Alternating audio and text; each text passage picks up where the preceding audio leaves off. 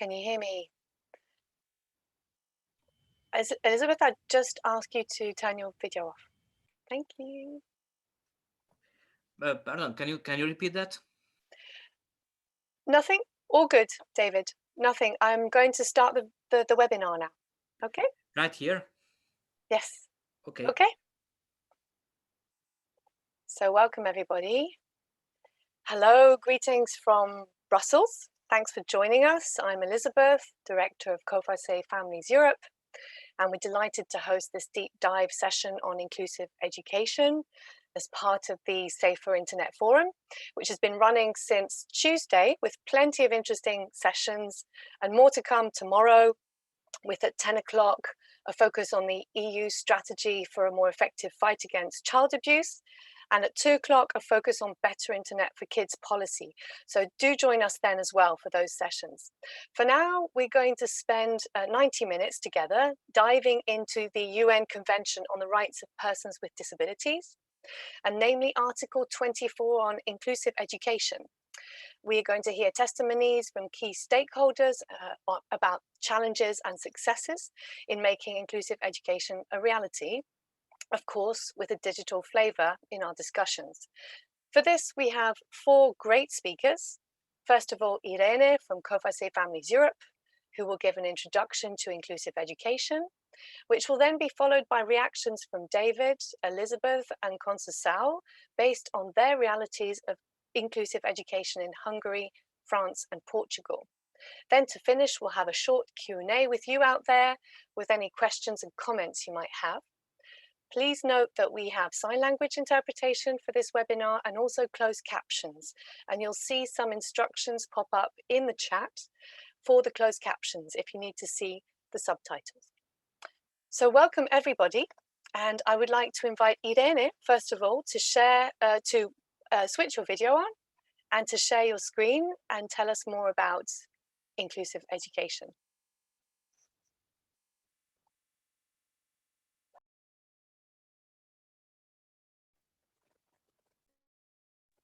Thank you, Elizabeth. So I am sharing my screen now. Okay, there we go. So as it was introduced, I am a Policy and Advocacy Officer at COFACE Families Europe, and I will talk to you today about inclusive education, the general concept, and then I also will talk to you about the COFACE recommendations on inclusive education. First, for those who don't know our organization, a few words about COFACE Families Europe. COFACE is a pluralistic NGO. It's a European network of 58 organizations that are spread around 23 European countries. We, as an organization, cover a lot of different policy areas to represent and advocate for the rights and interests of all types of families. Below, here in the upper part of the slide, you can see the different areas we touch upon. So there is a lot of them. Let's say that very important for us are work-life balance and gender equality, but also disability. We have a platform of members that provide services and represent families with members that have a disability. Our values are non-discrimination, solidarity, human rights, social inclusion, and equal opportunities. And we monitor the EU initiatives, and we bring the voice of families to advocate for their interests. And we are funded by different sources of funding, but mainly the EU program for employment and social innovation. So I will move now to the topic of our meeting today, which is inclusive education. And I will start with some information about the state of play of it. So as you can see from this slide, children and youth with disabilities are disproportionately excluded from education. And 1/3 of the children out of school in the world have a disability. When they do attend school, they are part of education, they receive generally poorer quality education and for less years compared to their peers. The COVID-19 crisis really made this worse because many children with the long distance teaching due to lockdown measures, many children have been excluded from education because their families didn't have the technical supplies to give the possibilities to their children to be in education. And many vulnerable families, they also have children with disabilities, so there was this double exclusion for them. And this exclusion was also linked to the lack of accessibility that was often there with the distant learning, and also of specific support related to their individual needs, and also a stop that has been happening in the services that are supporting children and their families in many cases. In general, the barriers to the inclusion of children with disabilities in education are first, a lack of data collection, and this happens at every level. And this is problematic because it's difficult then, when you don't know exactly what is the state of play, to plan correct policy actions. Then there is a lack of a clear definition of what we mean by inclusive education, and also common strategies for implementation of inclusive education. In general, there is also a lack of visibility of the problem and of political will to tackle it, which means also that the funding to do that is missing. Another problem, which is societal, is the general stigma and discrimination that live and experience persons with disabilities, and also families with children with disabilities. That can really stop them from doing all the steps that are needed for the inclusion. And then another quite common problem is about the built environment. So there is really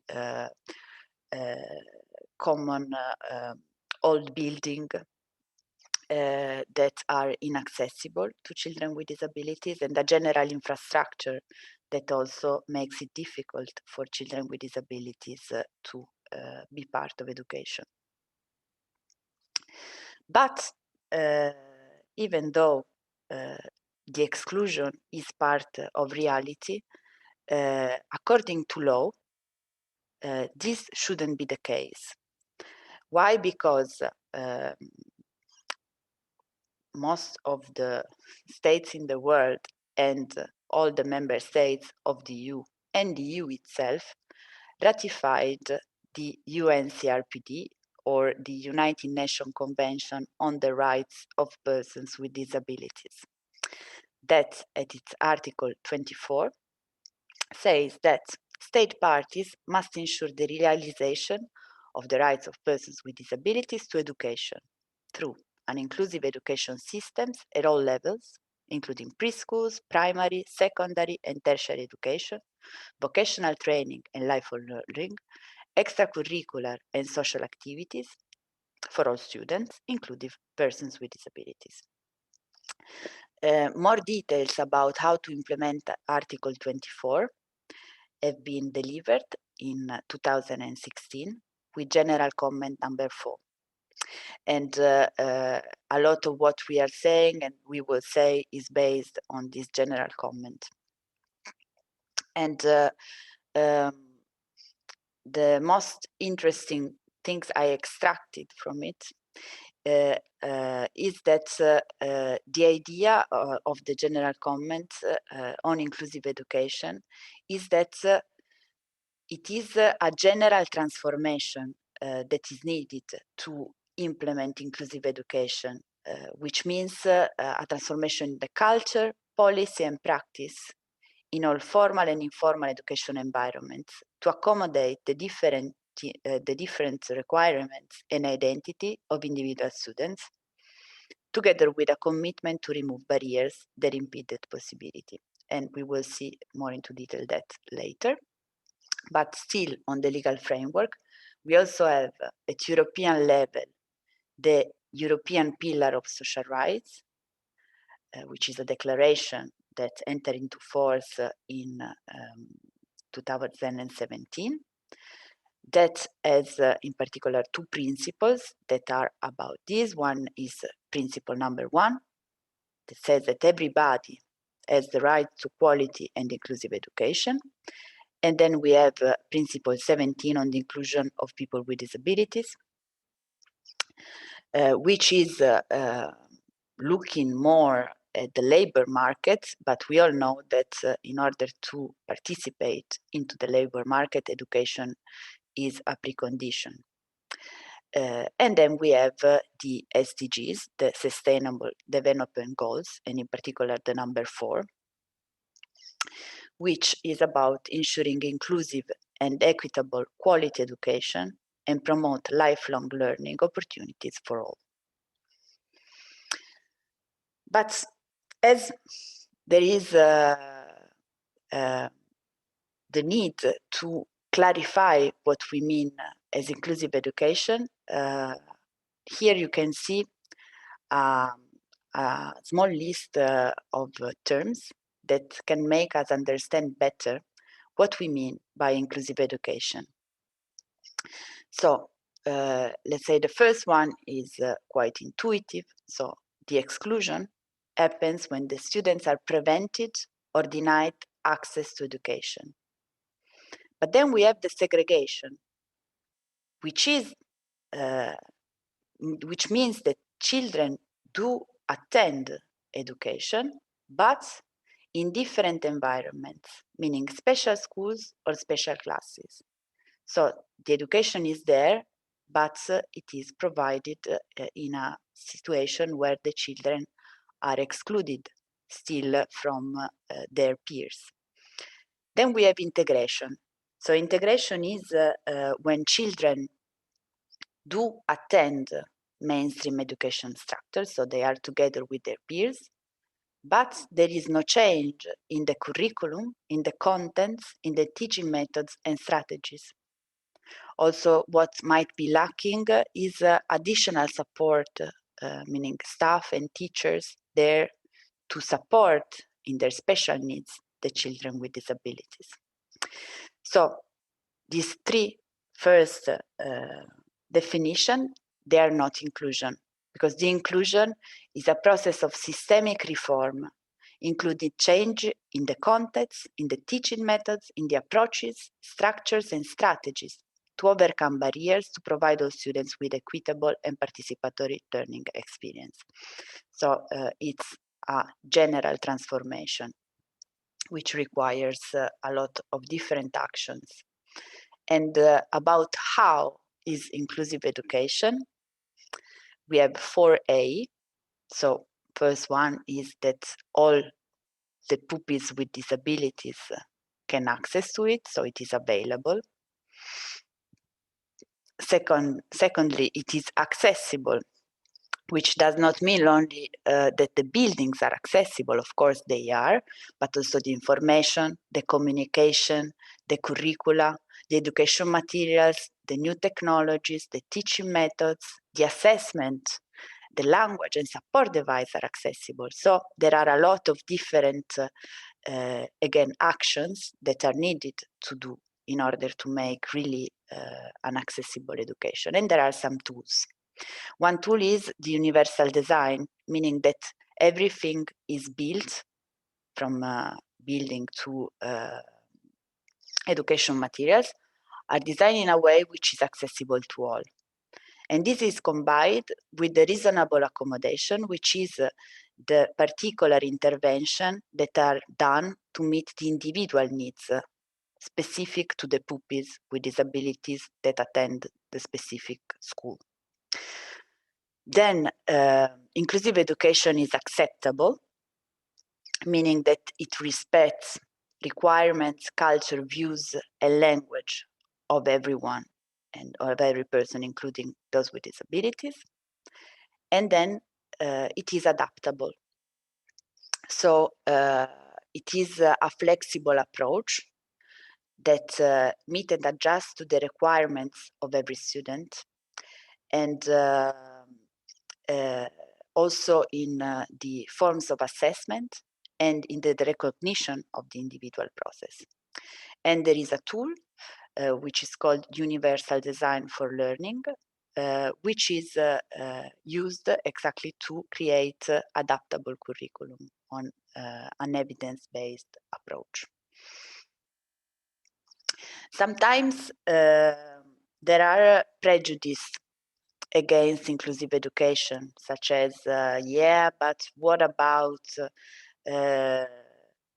children that don't have a disability? If we mix them together, maybe they will be slowed down in their learning process because there are children with disabilities in the class, or there is no funding enough, or the children with disabilities can be excluded in the classroom, so it's better for them to be in another context.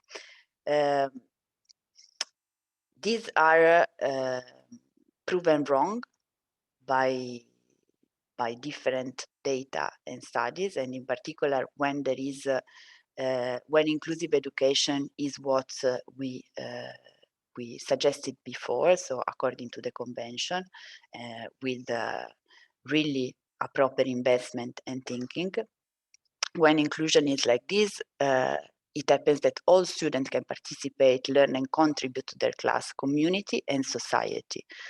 There is a day-to-day learning of diversity by experience, which means less discrimination and harmful stereotypes. There is a collaborative approach to identify together the barrier to learning and to overcome them. And so definitely inclusive education does not only allow all children to get the same opportunities in society and in life, but it allows all these children to become better citizens. What does it take? Inclusive education takes a cultural, political, and practical transformation to the education system in all its environments to accommodate the needs and requirements and identities of all students. It needs commitment and political will to undertake an in-depth transformation of education system in legislation, policy, financing, administration, design, delivering, and monitoring of education. And of course, it requires funding. With our organization, we worked together with our members to develop a guide on the inclusion of persons with disabilities. It is called SHIFT, and SHIFT is an acronym which stands for Support, Human Rights, Independence, Families, and Transition.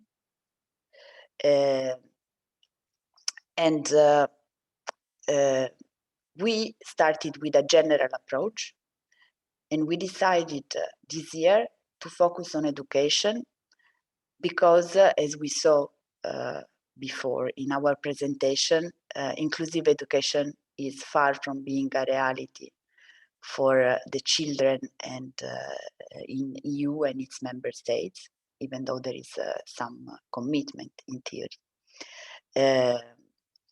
So, as a matter of fact, in Europe, many children with disabilities today don't access education, or they do it in special school, segregated from their peers.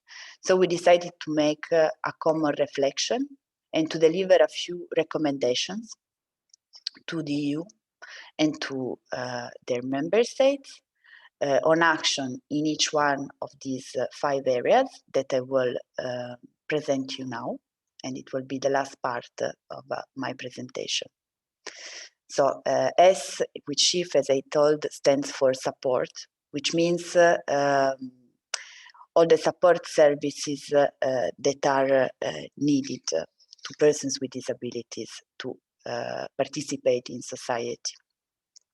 First line is about our vision. So education should be done to develop the personality, the talents, and the effective participation for all students. And so the services that accompany children in education should be. This can be done through a few tools. One is an inclusive and person-centered approach. Another one is co-production, which means that the services are conceived and developed together with the children and the families.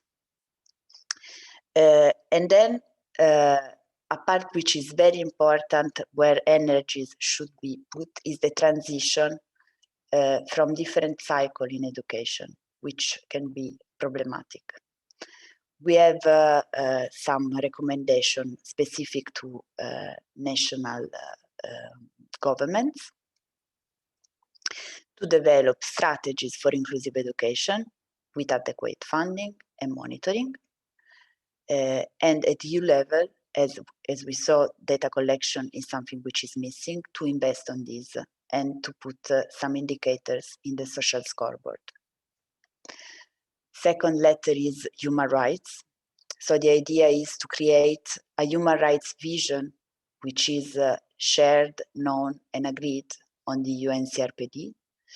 And this can be done, for example, through information to persons with disabilities on their rights, through the accessibility of educational materials and new technology, including easy to read, braille, subtitling, technical aids, and assistive technology to facilitate the communication.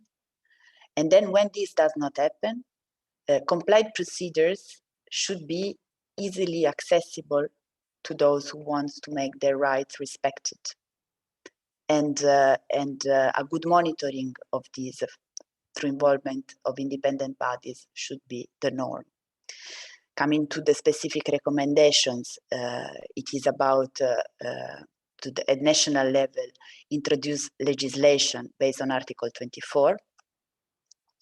And at European level, to put inclusive education at the core of actions toward disabilities that are planned for next year, such as the disability strategy that is foreseen for the first part of the year, as well as the child guarantee and the child rights strategy.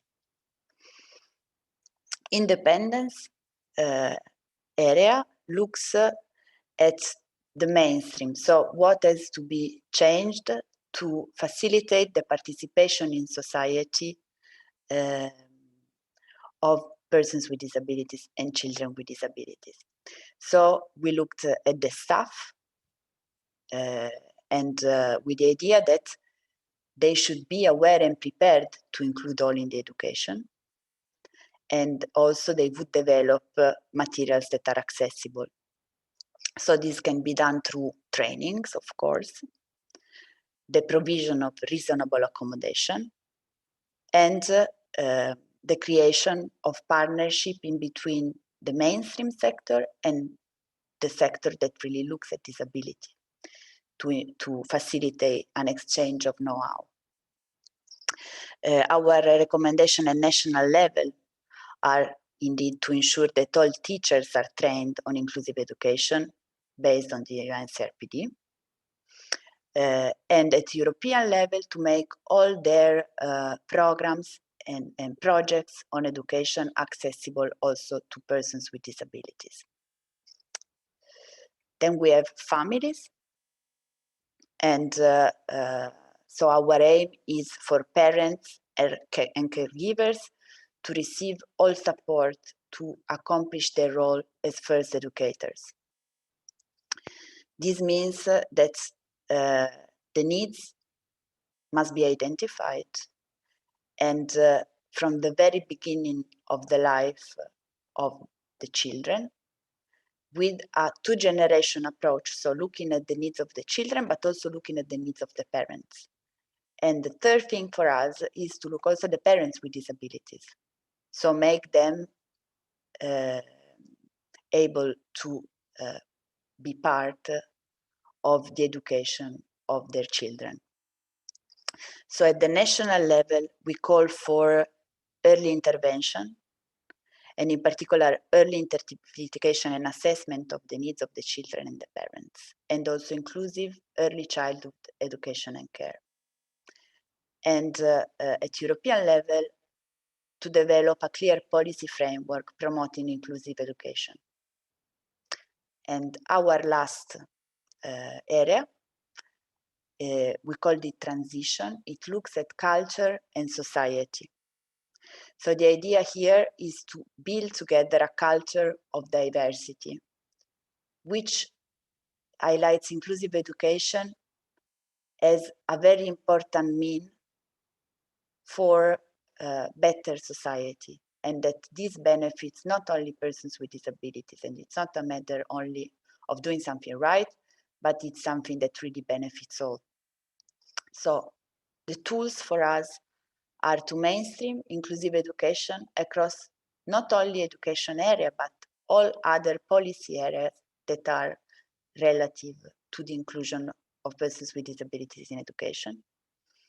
Information and awareness raising of the benefits of inclusive education, and regulation on equal participation of persons with disabilities in mainstream education.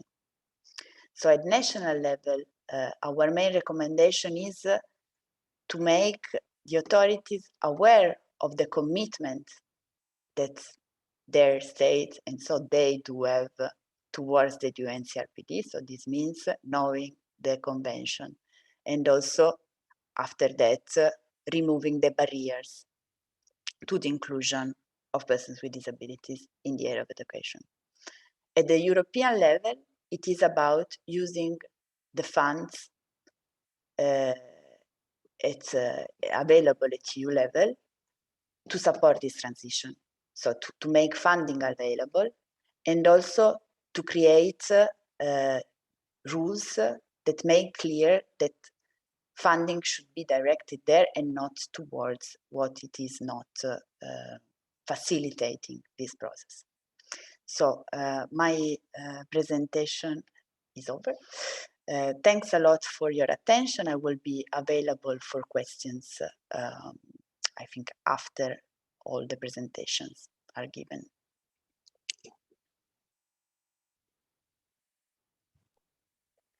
Thank you very much, Irene, for that very comprehensive overview and introduction to inclusive education. I'm now going to ask David from the Never Give Up Foundation in Hungary to share with us his reflections and thoughts on challenges, solutions he's seen based on his experience, and also any ways technology can help or hinder inclusive education. Thank you, Irene, for switching your camera off, and I'm going to ask David to switch your camera on, please. So, good day to you. I am David Grove from Hungary, and I have autism. So if something is not right with my communication, this is the cause. As a reaction from the previous presentation, I was thinking about this is really a basic thing that everyone should be aware of from the get-go, because the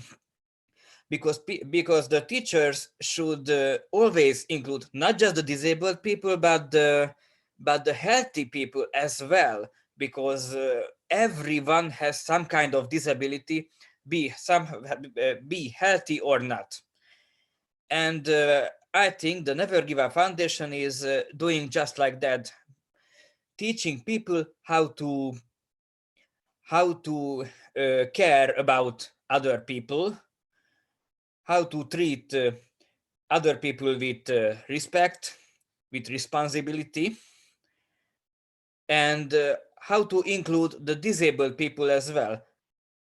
And not just that, Here in Hungary, most of the disabled people have a low spirit, so the Never Give Up Foundation rises their spirits to see themselves as worthy part of our community. And we would like to show them that even of their disabilities, they are strong people. They have strong personalities. They have skills, feats, abilities, which is not how can I say, not related to their disability. And we, the Never Give Up Foundation, send out groups to teach the workplaces, the schools about this kind of treatment. Not treatment, I cannot know how the right word for it, but they are teaching the right way of living. I think this is the word. And at the cafe, I have seen first-handedly that the disabled people and the not disabled people are working together. Right now, the cafe is closed to the people. They are just delivering food and drinks. But the work has never stopped ever during this pandemic. And they are fighting with their disability. I mean, they shouldn't fight because they are accepted, they have jobs, they are working just like other people do. And it is really a heartwarming sight that even the hard time like this, we all work together. And I think that's all. If there were any questions, I would be glad to answer them all. Thank you.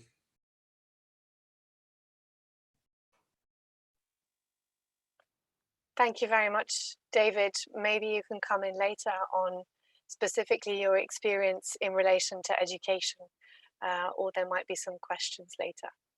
I would like to bring in Elizabeth Lamas from France to share her thoughts on inclusive education.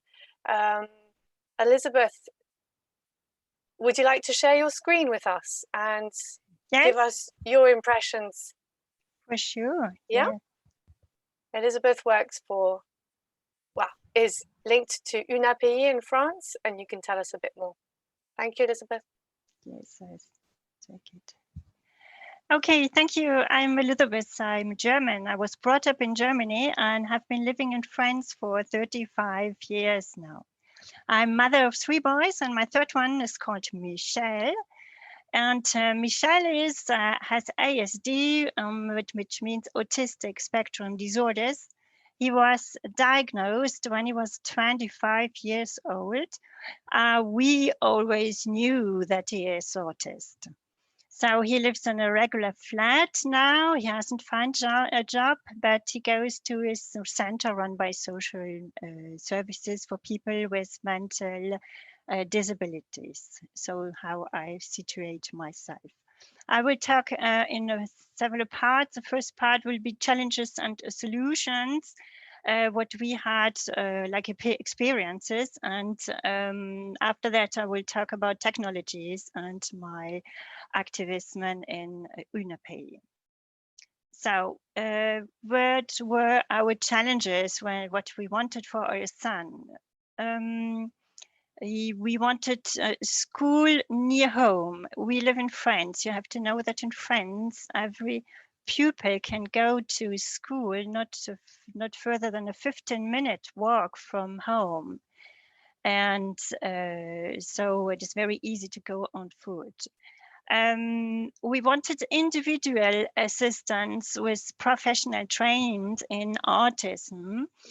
You have to know that pupils have meal at school and they're supervised when they not have a classroom, so the whole day at school. We wanted places to be calm and quiet and to relax for our son because there's a lot of noise in these old schools. Then we wanted school and training to get a job for him. A real professional choice So for me, I would have been able to have a professional life and a social contact. I just have to put some legislation to tell you where the laws were on where they were. So we have the United Nations already in 1961, the Convention of the Human Rights. It was ratified in 1996 when the United Nations had the Convention of Rights of People with Disabilities, this Article 24, Irina talked about it. It was ratified for a lot of European countries, but only in France in 2010. But in 2005, we had a right to go to school for pupils and for all pupils and to work for people with mental disabilities. But we have to resituate ourselves. We are in 1996. So what did we find? What did we find? We found a school, not in the mainstream school, but in a private school, not too far away from home, but only 1 hour 30 minutes per day. For no individual assistant, but volunteer teachers. Then we were directed to a psychiatric institution, so we said no, and we found another private school in Paris, a 1 hour drive by car from home. That means that my husband and I were about 4 hours a day in a car. We did not find support, individual assistance, so we created it in private sector. So we had support services outside of the school system, so orthophony and to have some medication away. We had psychomotor skills and treatment for HDD, everything outside, and we organized meetings with this staff, with these personal people, in order to form a team and to work together with teachers.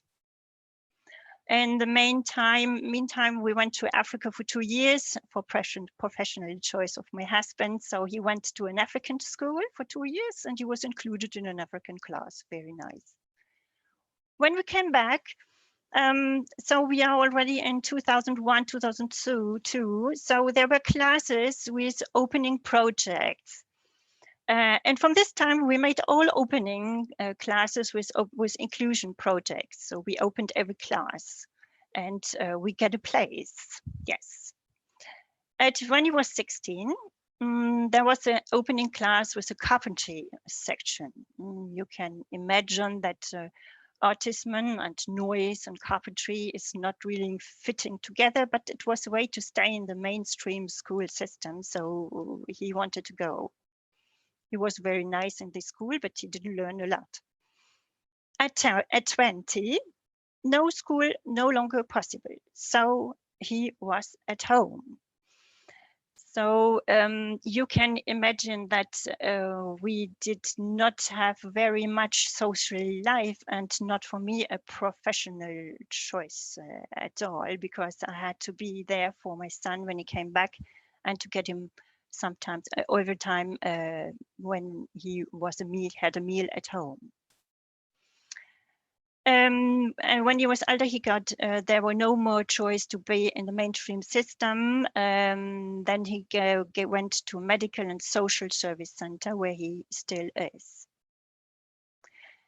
So I come to the most important part of my presentation: technology. Does it hinder or boost?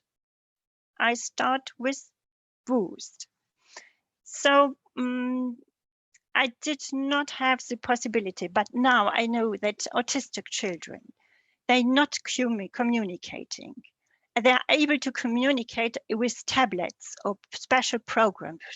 And it is really, really amazing the progress they can do to get into communication with others. From my experience, my son had really difficulties to write with a pen. So to write on a computer, which we started, is much more clearer and cleaner, and he could read himself.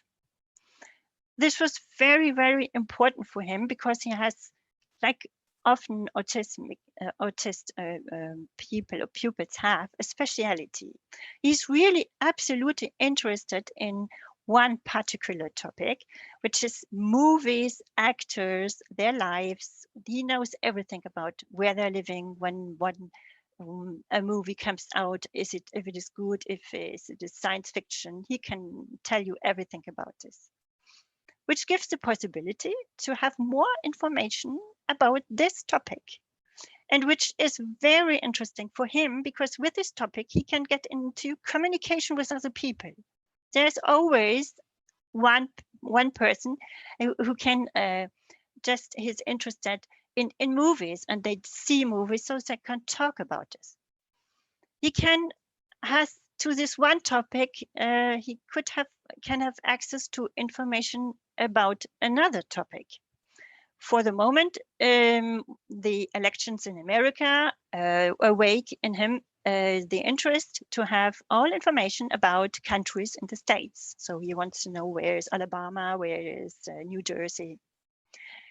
And another thing which is very important is to stay connected to their families via FaceTime, Zoom. So every topic gives a new opportunity to be in contact with other people. What does it hinder? So hinder, from my experience, sometimes children and young people are unable to process information. Is that a fake news? Is it right? They tell something, I read something, I don't know if it is okay or not okay. Another point of view is handling danger on the web. How do I know that this nice girl who is talking to me is not a man who wants really to hurt me? Autistic people sometimes can be non-stop on ICTs. ICTs is an acronym for Information and Communication Technologies. So it was very comfortable to be on a computer and not to go outside on lockdown. So very easy, but it does not have a good development to get in communication. And often for people with mental disabilities, like my son, access to information is not always possible for everyone. So I come to my second role. The first one is mother. The second one is activist. I am affiliated to UNAPI. You can read it as made up by family. Families that found solutions 60 years ago when there was no solution for their children with mental disabilities. And so sometimes are managed by parents, sometimes not. We have representative associations, medical and social services, etc.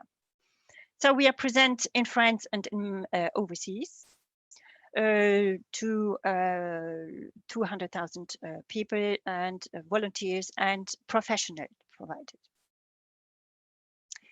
That comes to my very important topic. We have easy to read and understand ETR, which is called FALC in French, facile à lire et à comprendre, c'est FALC. And it is a tool to make it easier. You know most about it. We published a lot of books. We train the government to have access to elections in easy to read. We have programs to put it in cities, so to put it on the websites. And now our new tool, digital tool, is CAP-FALC. What does it mean? So CAP-FALC is developed between INRIA, which is the National Institute of Research in Digital Science and Technologies, and Facebook Artificial Intelligence Research, and UNAPI. How will it work?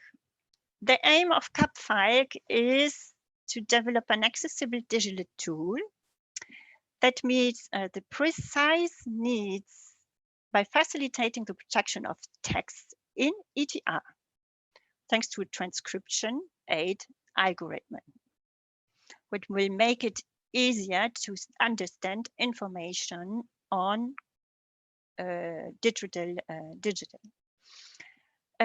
So what is really important, I think, for parents and for students and for pupils is to be trained, and to be trained similar, that you can help your child. From my experience, I just had to learn everything, and I would have like be trained on it. So easy to read, speaks to everyone, because it is like the word itself, easy. Thank you very much for having listened to me.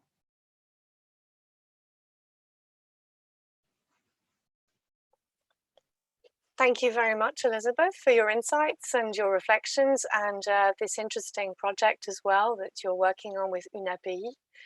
I think if that automatic translation plugin were available, we would most certainly use it to translate COFASE's website into easy to read. So definitely an interesting way in which technology can boost inclusive education. But you've also highlighted some of the cons of technology, which is really quite interesting as well to think about.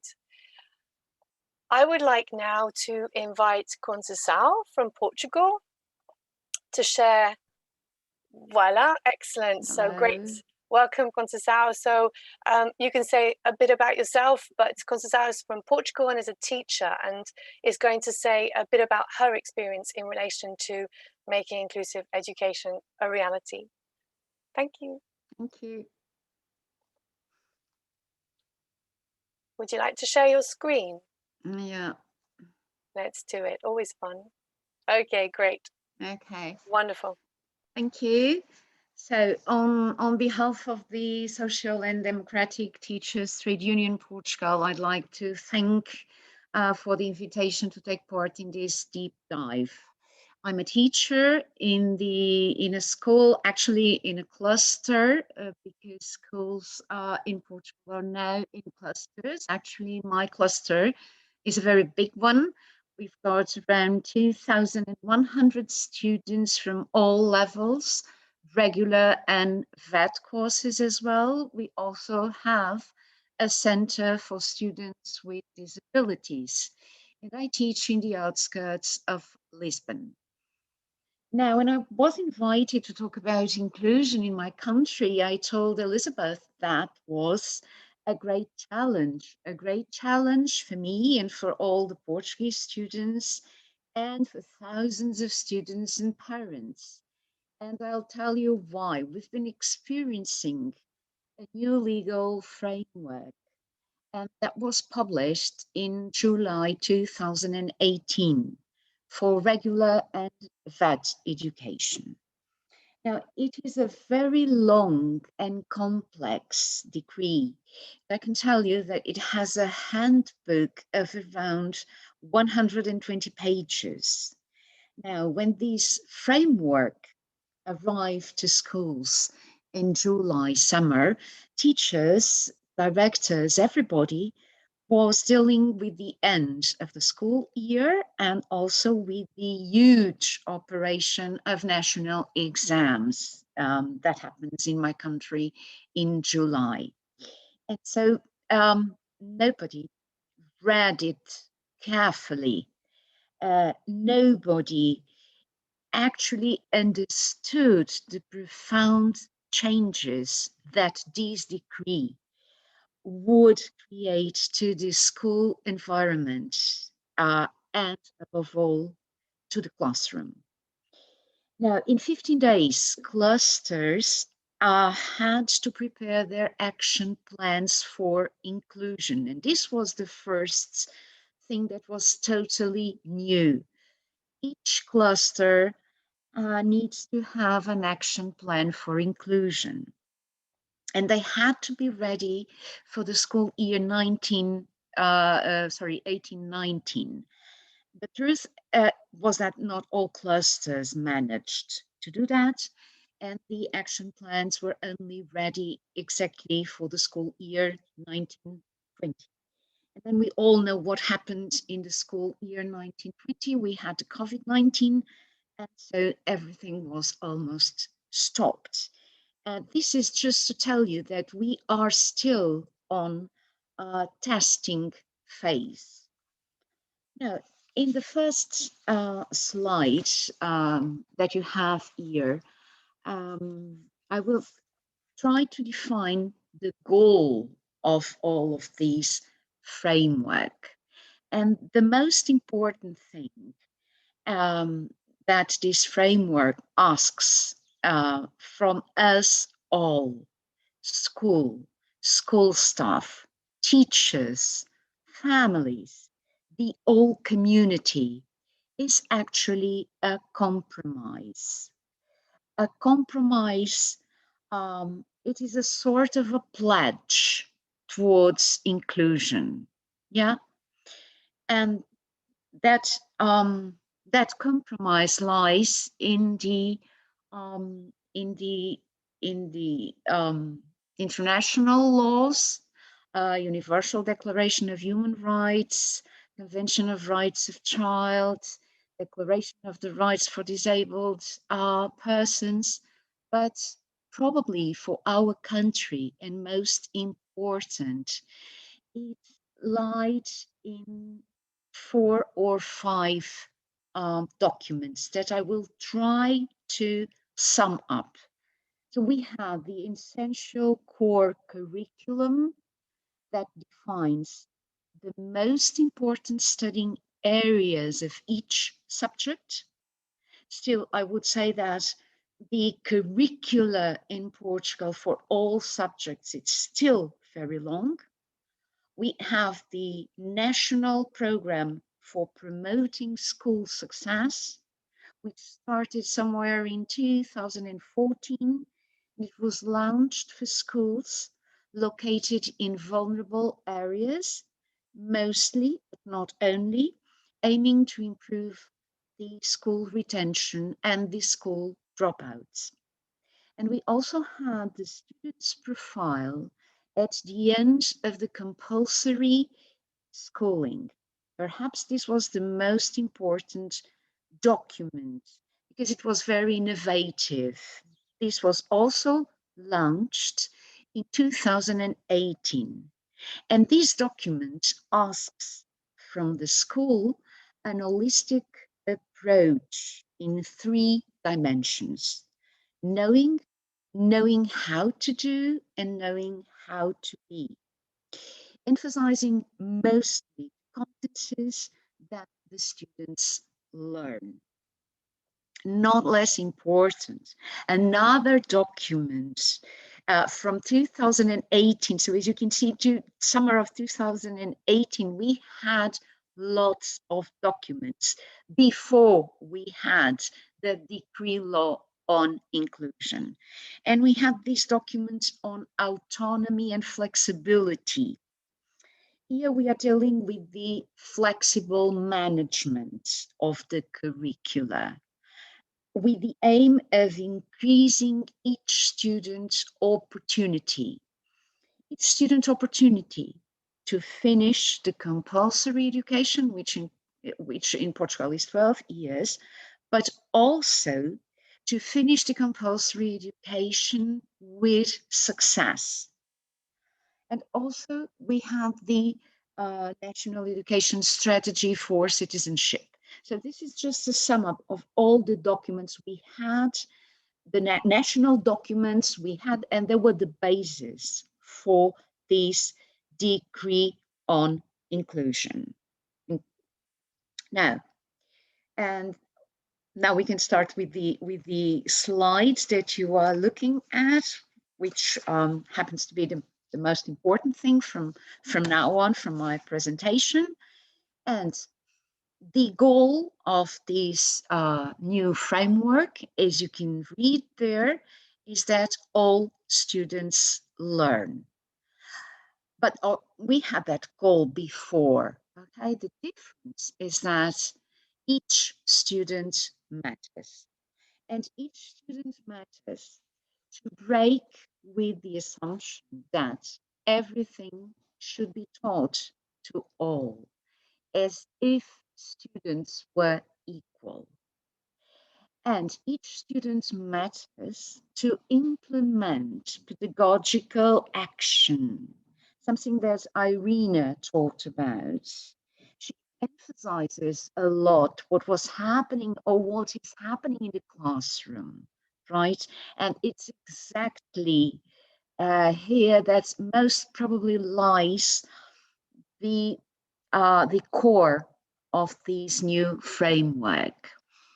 And it lies in the classroom when you are implementing the aims, the contents, the time and modes, the resources, the conditions and support. And they are all based in differentiation and diversity. Now, I'd like to stop here just to emphasize this question of the classroom, but also to emphasize something that is rather important and that changed completely in my country with this new law. And we are talking about assessment. I can't.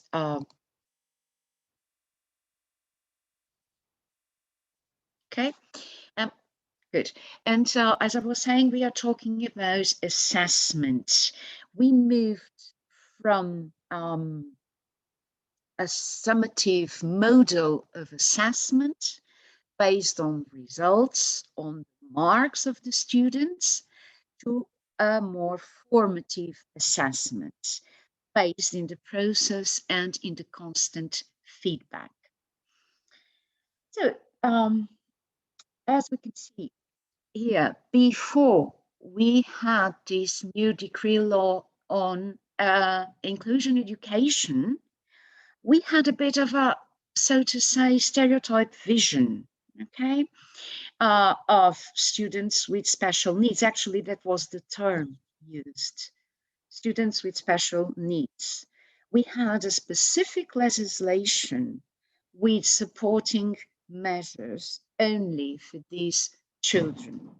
And we moved into supporting measures to each and every student at any time in their learning path, which is also something new and for sure very difficult to do.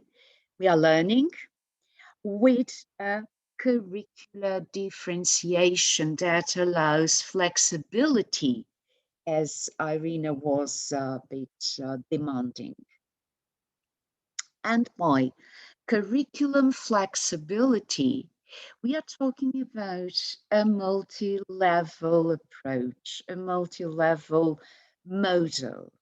And it would take a presentation to talk about this model, but we don't have time to.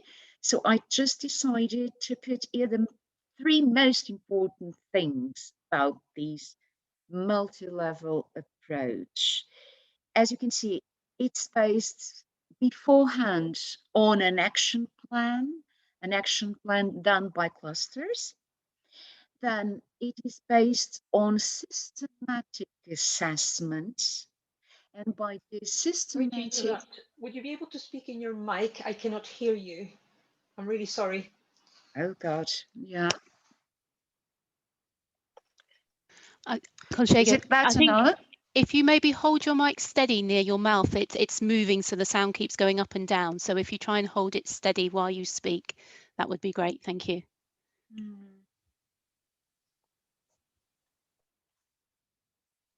So is it much better now? Good, thank you.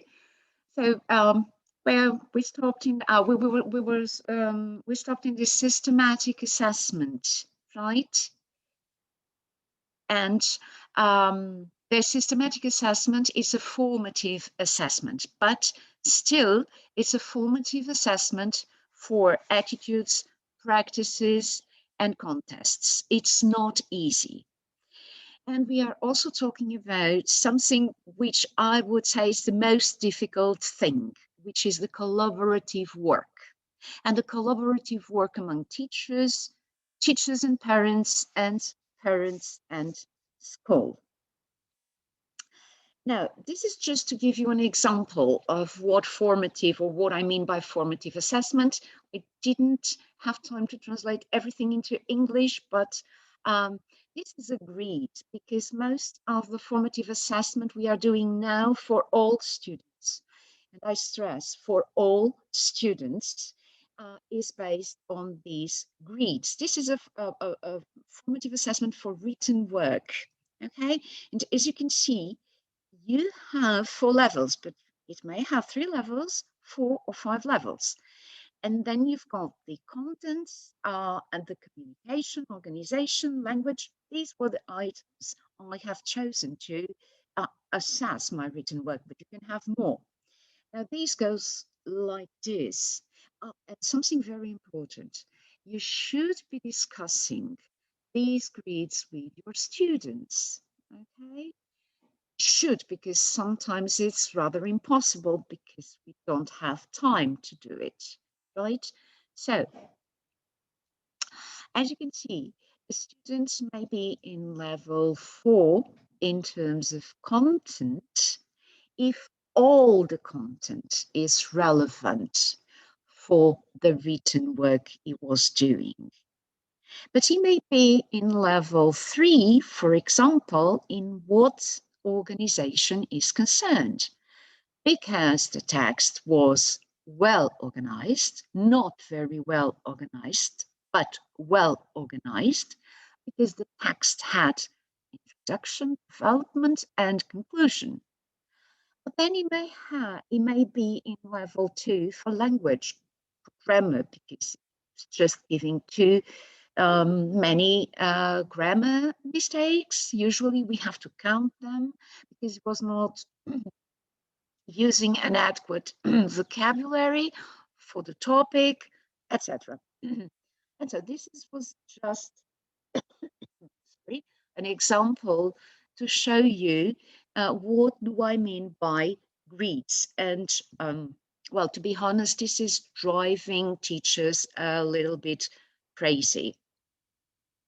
Now back to our multi-level approach. Yeah, this is divided into 3 learning support measures. And these support measures are for all students. Yeah. In the universal measures, we are aiming students to promote the participation and the learning success in the class. So there are no changes in the curriculum. In the selective measures, we are aiming the students that need some specific support. There may be some adaptations in the aims, in the contents of the curricula. And as for the additional measures, it aims the students that show that reveals significant and persistent communication, interaction, and cognitive difficulties, and they demand specialized resources. Also, the additional ones are the ones that, or they happen actually when the universal and the selective supporting measures could not succeed. Unfortunately, I cannot talk a lot about the additional measures because I haven't had any students so far with additional measures.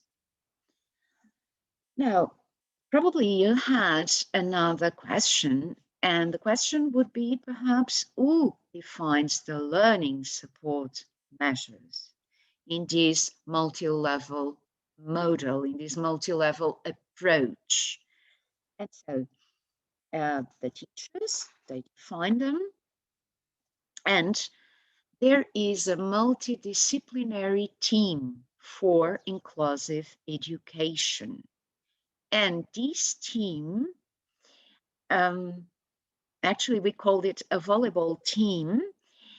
It comprises a teacher from the school direction, because the direction of the clusters are involved. Remember that they did the action plans for inclusion. The teacher for students with special needs, 1. 3 teachers from the pedagogical board of the cluster, and the cluster psychologists. I would like to stop here just to tell you from my experience that 3 teachers from the pedagogical board are too many. And that, unfortunately, each cluster in my country, and as I told you in the beginning, my cluster has got around 2,100 students. We've got clusters in Portugal with 500 students, and we only have a psychologist.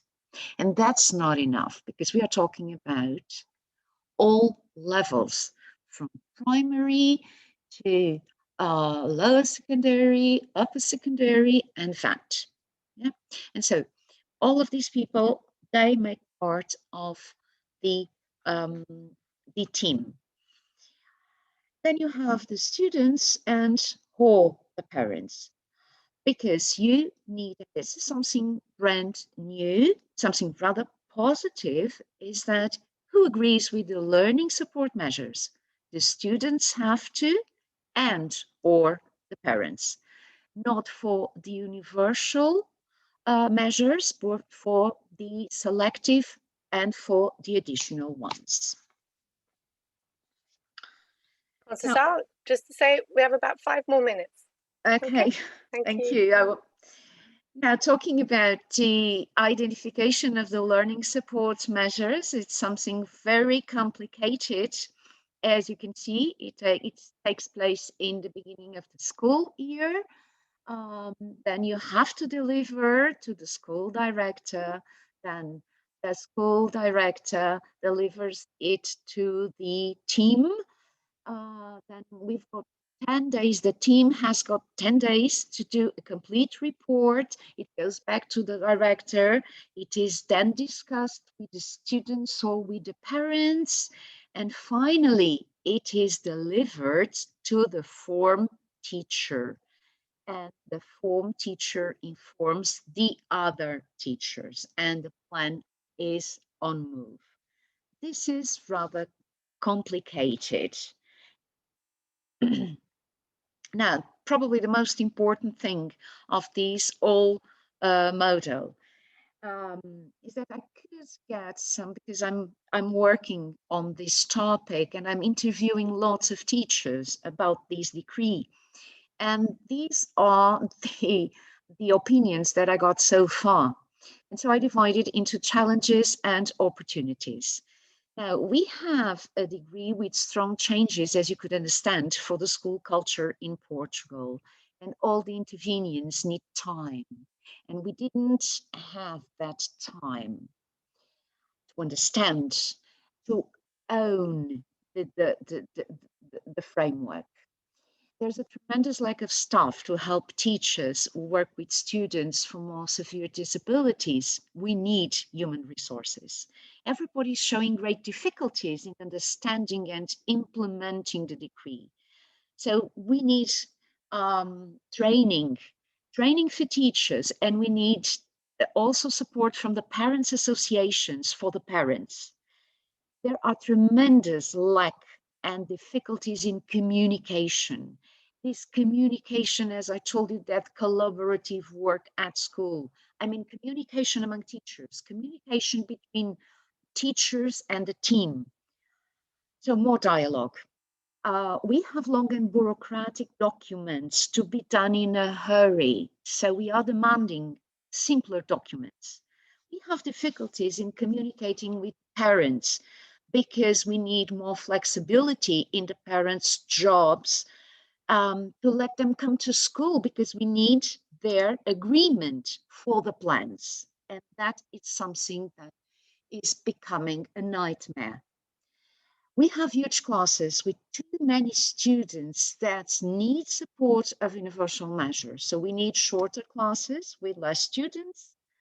We also need more time to prepare the plans, the specific materials, the specific assessments for our plans. That's also an urgent demand from teachers. We've got these learning support centers. I've got a learning support center at my school for students with severe disabilities, but these centers are no more than classrooms, okay? And we need, this is urgent, again, spaces with no barriers for these students, okay? And we need teachers to be helped by professionals in the field, because we need to have help to prepare our activities once this decree law lies a lot in the classroom. I don't know if I've got time just to finish with something that it was on purpose, because ICT for inclusive education in my country. Absolutely. Yes, this is the most important slide. The Go most for it. important slide, but it was really on purpose, because ICT for inclusive education, or ICT for education, was something that we didn't have in Portugal. And we experienced lots of tremendous difficulties in getting in touch with the students now with the lockdown in the springtime. Now, but we've got pretty good news, and the pretty good news was that last week my government, the Portuguese government, announced a digital kit for all schools, for all students. It's a great investment. And the conclusions that I have here, this was done on a seminar done in Portugal actually 2 years ago, exactly on this topic, ICT for inclusion. And these were the conclusions that we found. So still there are many gaps on the questions of implementing ICT for inclusion education. We need public investment. That's what my government has done. We need technical support. Everybody needs technical support at schools. Also, assistive technology tools are more and more required. There's an urgent need of social supportive measures that they have nothing to do with schools, but they are needed because they shorten the digital divide that our students have at home. Thanks God, now I think that with the digital kids, we are not going to have that problem in my country. We also need strong policy actions from the stakeholders. And finally, the curriculum design is very important, because curriculum design needs to include the systematical use of ICT in the learning process. Thank you very much.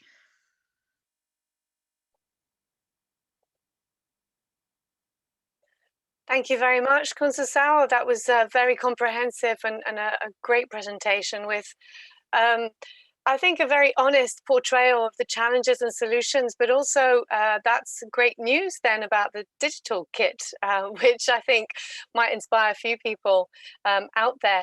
Now, the floor is yours, dear participants. We've had a few comments in the chat already about semantics and the use of certain words. So thank you, Stefan, for sharing that. I can also bring you in if you wish to say a bit more about that. Otherwise, please just let me know, anybody in the chat or in the Q&A, if you'd like to share some impressions, some reflections, some comments. Do you have questions to the speakers? I'll give you a few seconds to think about that. I have a hand up. Who is putting their hand up? Stefan, yes. So I'm going to bring you in to talk, Stefan. Is that okay?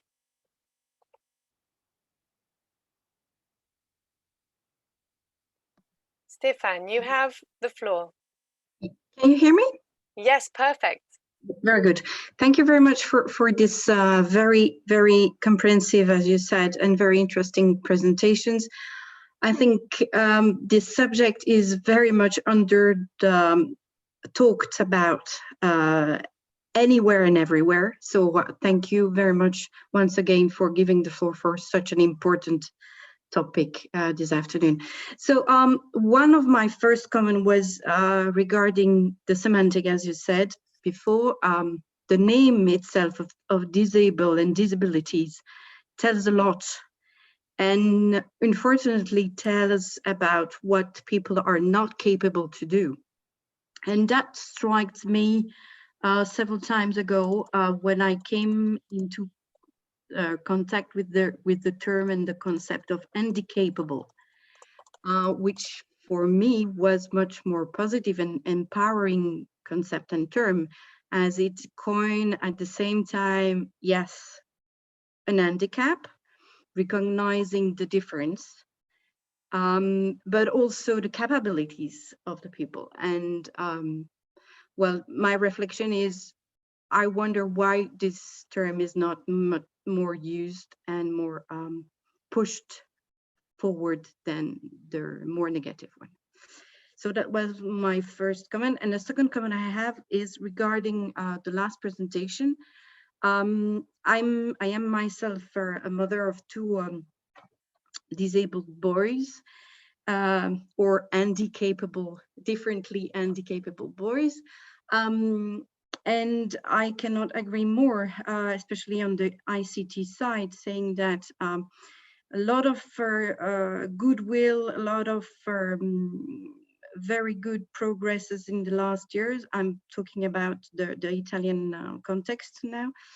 But what really lacks is the integration of ICT in as a compensating tool, effective compensating tool. They being them the use of AI for speech recognition or reading.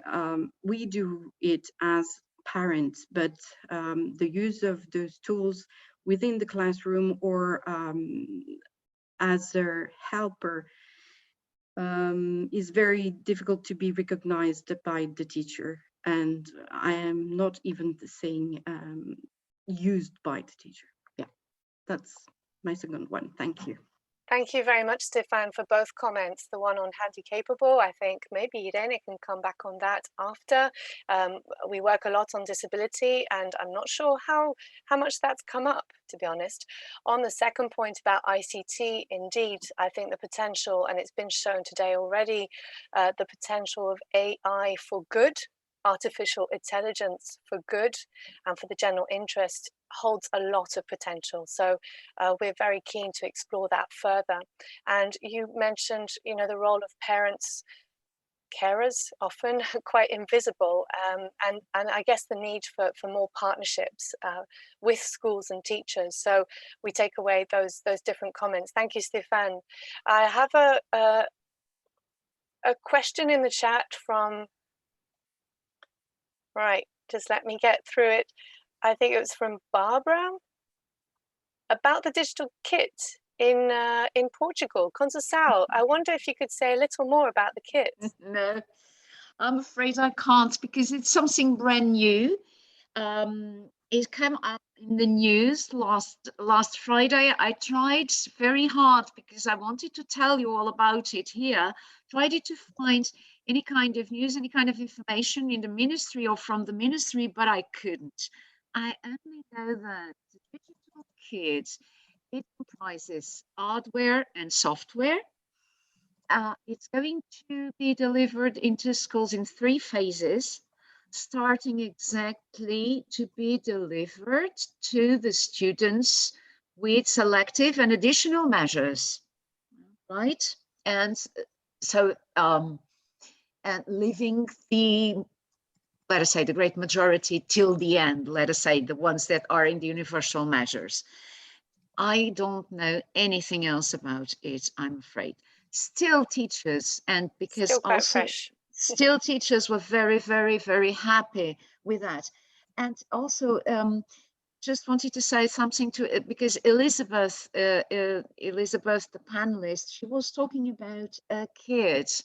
And it reminded me exactly of a student I had in the past with autism, and that I usually took my PC to my class because he was brilliant, but brilliant, doing researches on the net. He was very much interested in movies, in football, in paintings. So he knew all about it. The question is, and it has to do also with the last comment that was done, we need to work with ICT. But we need to have the tools. Teachers want to, and we need to have the training, the specific training for that, because they are very, very useful. Okay, thank you for that. I think thanks for being honest as well. If anybody has any suggestions on what should go into this digital kit in Portugal, and indeed, you know, that the idea should be spread, I think, across the EU, if it's not already in schools, you know, now's a good time to share your thoughts. We have a question from June. Thanks for joining us, June. A question to Elizabeth on easy to read. Elizabeth, do you have a wish list on how, you know, that great project could be implemented? What would be the next steps when it's ready in 2021, in your view? That's a problem. It has to be launched before it. I have a wish list, but I think when it really works, everybody will use it because it will make accessible text and informations on the web possible for people. And what we don't have to forget is that not only a handicapped baby, this is a nice word, people will use it, but all people, they are not really ready to read a text who is difficult. So it makes it easy to read, and I think it will be.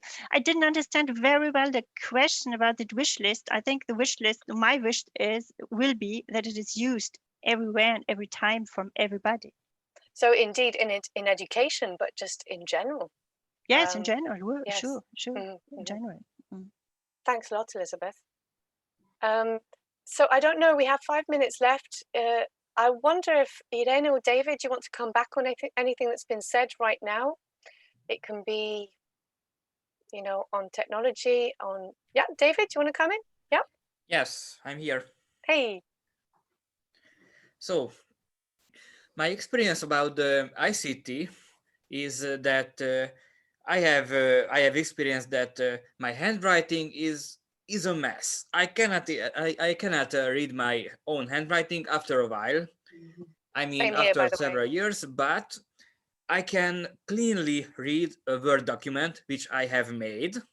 So, if I have had the opportunity to type my answers and made my notes with Word documents or something, my grades could have been better.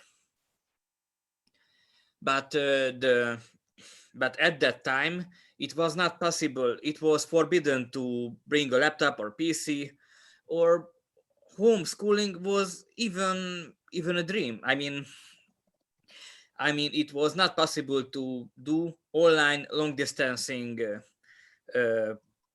classes because we have a technological disadvantage. Because how can I tell?